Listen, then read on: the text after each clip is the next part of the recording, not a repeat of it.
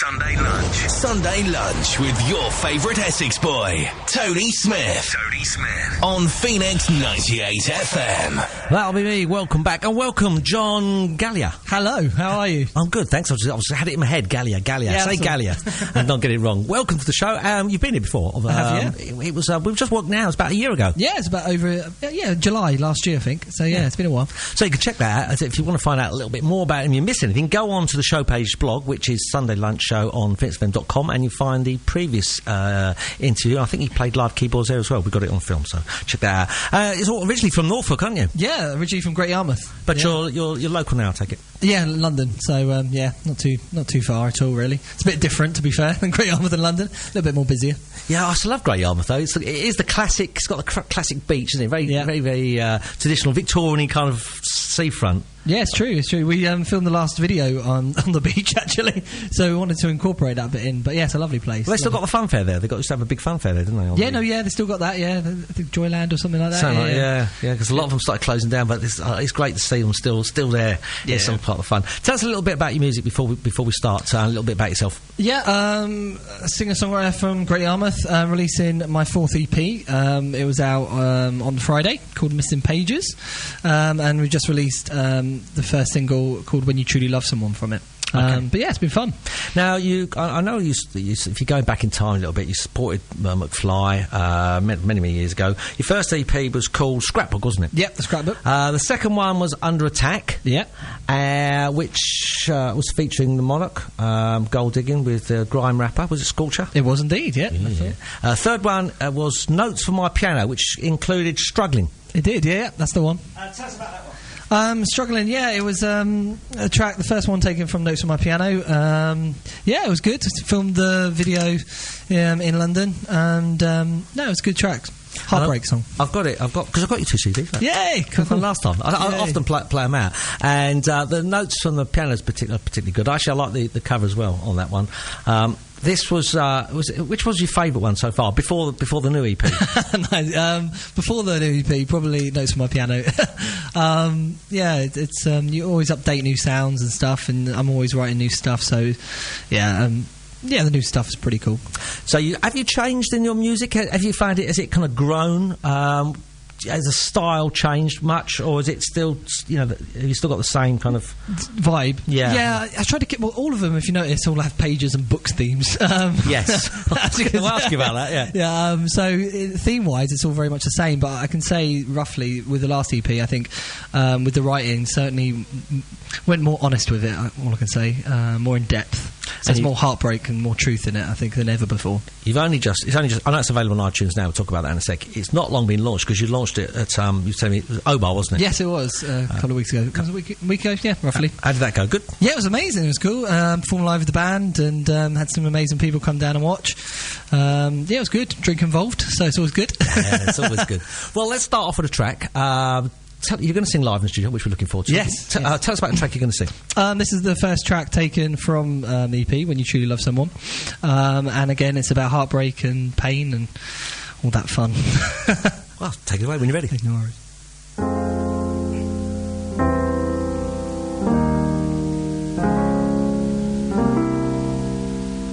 When you truly love someone, God, it cuts deep like a knife. 1 minute you love that one, the next you're fighting to survive. No one is good enough. No other girl, no other boy. It's like a chronic deep heartache you never escape that keeps knocking at your door when you truly love someone. No one else seems to matter when you truly love someone. It just tears your soul in two. It's like a chronic deep heartache you never escape that gets way out of control when you truly love someone. Feels like I'm sinking, 'cause I'm drowning. I can't swim. Feels like I'm sinking. I can breathe, no, I can't win. There's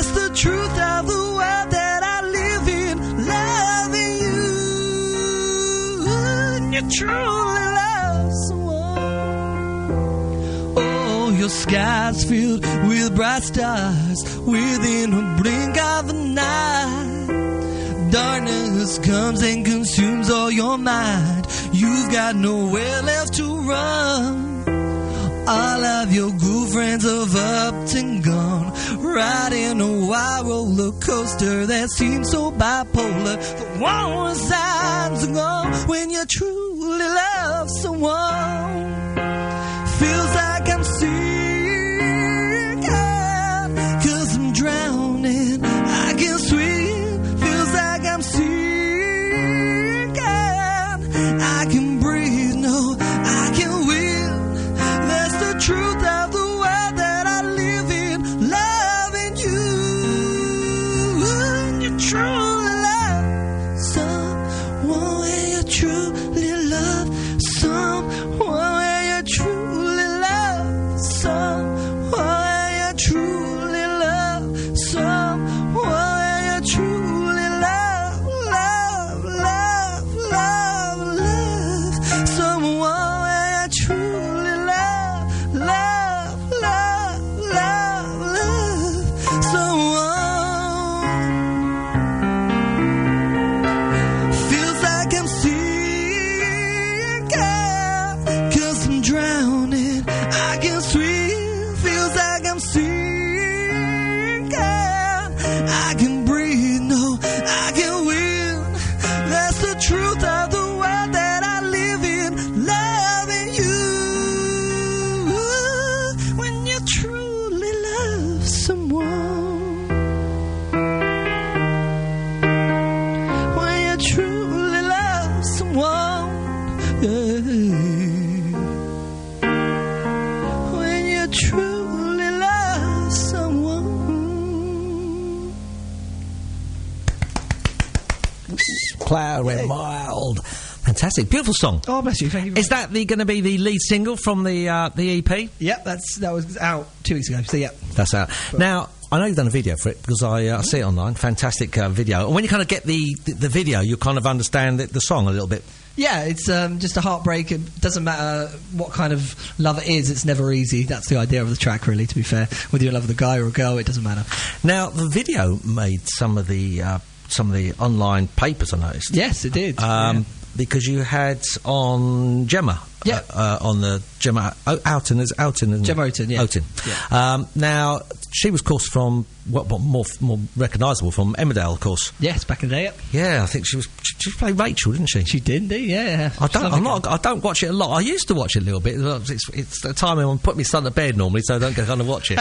But I didn't recognise because she's always all glammed up, and she's on TV on that part, which was knocking about with a dingle. It wasn't the same, was it? She's completely different now. So, how did that come about? Did you know, or was that you just come about? No, we were looking for an actress to play the lead role of it, and it was suggested through our management because we shared the same agent about Gemma, and I just wanted somebody who could act, who could really do well, you know, was a credible actress, and she said yes. I was very honoured, and I was like, brilliant, yeah, do it, it'd be great.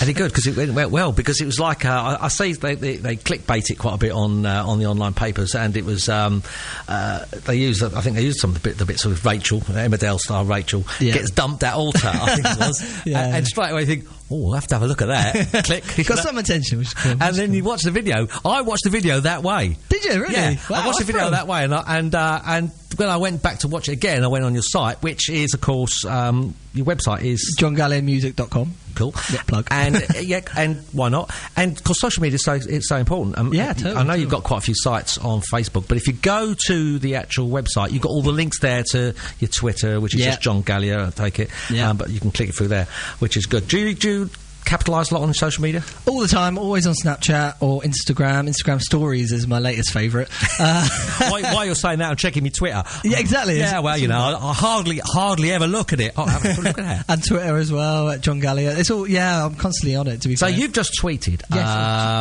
in the studio with DJ Tony. A dodgy pic, yeah. What a fantastic presenter he is. Well, very, very famous. That's my next tweet. And you've got, let's have a look, we've got Emily. Nathan, modelling, Bryce, Jim, all like your bits so far. It's all good. You're on it quite a bit, aren't you? Yeah, I tend to use it because what I do is I post to one because I'm lazy.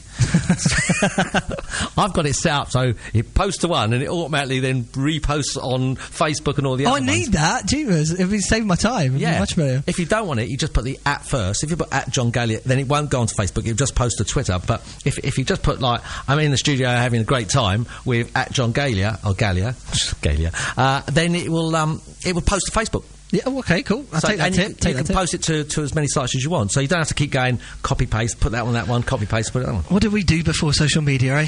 I don't know. You've got a load of retweets coming up at the moment. It's good, cool. Diana, 1998. Shelvon. Shelvon, interesting name. Yeah, let's have a look what it is. She's official Shelvon. That's Shelvon. Let's have a look at her profile. Blackjack hoop dancer. Oh, jeepers. Who's that? A hoop dancer. What is a hoop dancer? Someone dance around hoops, obviously. That's Shelvon. Hello to you. Well, thanks for all the retweets. We'll have a look at a few a bit later on. Let's get back to the music. So that's the first video. It's out at the moment. Are you planning to do any more? Yes, there's it should be in February, March time. I'm going to do another video. Got some ideas, deciding what track to release off the EP, because it's probably time for an upbeat one, to be fair. Yeah, it's about time. It's a lot of slow ones and depressing ones. You know, when I started watching the video, I kind of thought, you could see it, developing. But the ending does get me. I won't give the ending away because you can if you want. It's cool. No, because it draws people to watch it. So you'll find it if you click on just go to the site or just click on the Facebook or even just type in the name of the song. You'll find it, and it has got a different ending to what you expect. A little bit of a twist. I do like this twist, which I thought was good. It's an enjoyable video. Where was that filmed? That the end bit was filmed in Canary Wharf, and the other place is called the Asylum in the Chapel. I want to say a massive thank you to Lisa Dawson who recommended the place a couple of years ago, and since then it's been taken off as a venue. It's a brilliant place. Yeah, because obviously that's where the setting is. They're having the wedding, and I was looking in the background. I think that's an unusual set for a wedding, because I was expecting first thing obviously the church, because I'm thinking they're getting married, but it's like a derelict building, isn't it? It's an old derelict chapel. Who played the groom? Steve Rudge. He's a cool actor, and he froze. Bless him. We all froze, to be fair. The chapel's colder than you think. Let's put it that way. Is it one of those ones where you're on the piano? Are they there filming it, or is it filmed separately? No, I was there all through the whole shoot. And are you actually playing the piano? Really? Or are you just kind of pretending and they're just filming it and you're adding it all later? No, that was a whole piano, although I played it and a man came to tune it, actually. It took him 2 hours to tune it.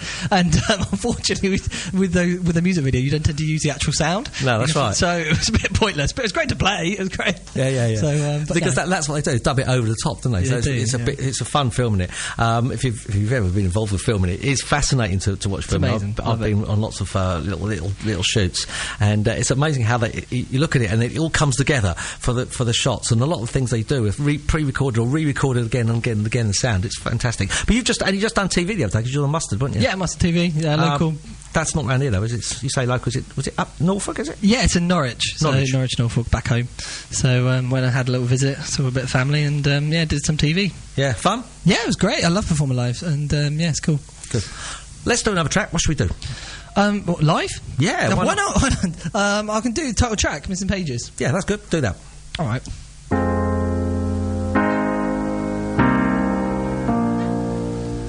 It's been a long old road we've been walking down, but I'm still far from ending.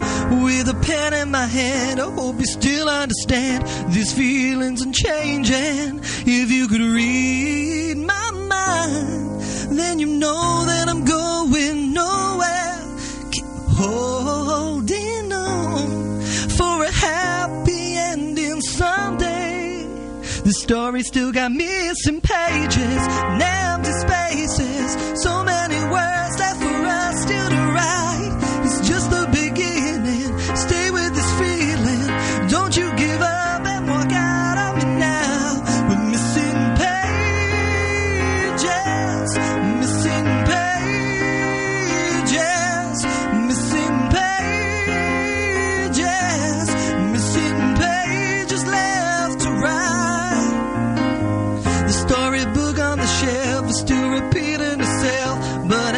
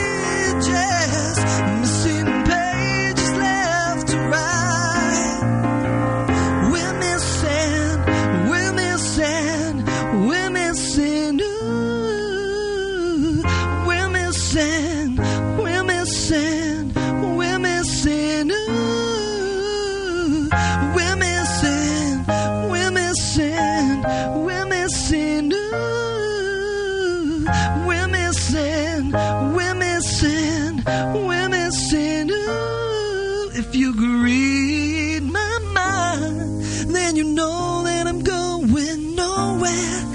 Keep holding on for a happy ending someday.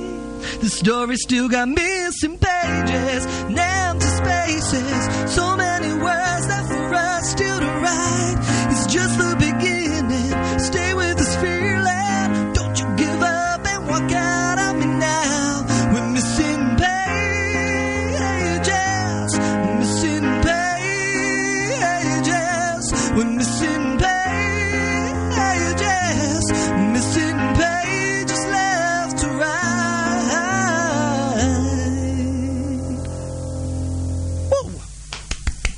Thank you. I love that track as well.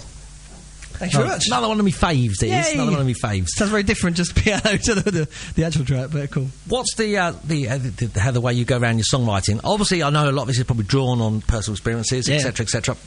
But obviously, playing keyboard, do you kind of do the melody and then kind of put the words to it, or you want these people to drive along and think, oh, that's a kind of good tune, and just kind of pencil it down, or a couple of lyrics? How does it work for you? It's different every time. It also depends if I'm working with a songwriter as well at the same time. So it can be like an idea pops into your head, or it can be you're in the studio and someone comes up with a riff and you're like, oh, I really like that, let's do something with that, or I want to say this on this track. So it's literally, you don't know where it's going to come from, which is the great thing about it. Yeah. So it depends on the person you're writing with. So they'll have a different idea that you would have never thought of. You'll be like, oh yeah, that's a good idea. So it's that kind of thing. So the idea now is to kind of go around, promote the new EP. Yeah, get it out there, let people know. And let them know it's on... and hearing the feedback as well, see what they think of it. Yeah, and it's on... You can get it on iTunes at the moment. Yeah, it's all on the digital, iTunes, Amazon, the rest of it, Tidal, Apple, all of it. Yeah. Where can people find you at the moment? Are you gigging at the moment? I will be doing some gigs next year, coming up majorly. Just at the moment doing a lot of radio tour, doing the touring bits, promo bit. Yeah, to get your name out there, as they say. And obviously, if people want to find out more, they can go onto your sites, etc., etc. Yeah, all social media: Snapchat, Twitter, Facebook, you name it, Instagram, on all of it. Yeah. Are you one of these people who've been watching the reality TVs on the X Factors and things like that? Is that something you'd ever, been looked at to approach to do, or is it something you've gone no way? I get asked this question a lot as an unsigned artist. It's always tempting to go on these shows. Yeah. But I have watched. I actually watched last night's X Factor, and no, it's not my thing, to be fair. I never say never, but no, at the moment I prefer this way. Yeah, I used to like the X Factor, but it's definitely taken a bit of a turn. I wasn't too sure on the Honey G thing. I haven't watched it a great deal, but I see the Honey G thing.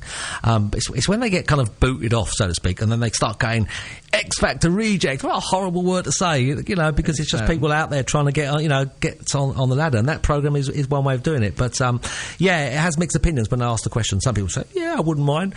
Some people say, no, I wouldn't do it. Then I've seen them actually on TV doing it. That's what I mean. Oh. Never say never. Yeah. That's what I say. But that's the only issue. It gives great exposure to one-side artists. But obviously, recently with the last, I'm not sure how credible the actual show is. But we'll see. Yeah. Might pick up next year. You never know.